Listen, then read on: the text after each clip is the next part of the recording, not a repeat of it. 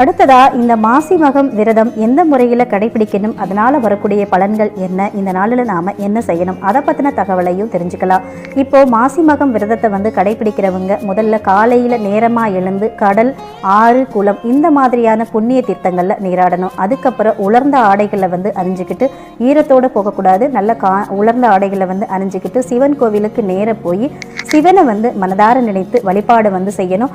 அதே மாதிரி சிவபெருமானோட சிறப்பை போற்றி கூறும் வகையில் திருவாசகம், தேவாரம் இந்த மாதிரியான பாடல்களை பாராயணம் செய்யணும்.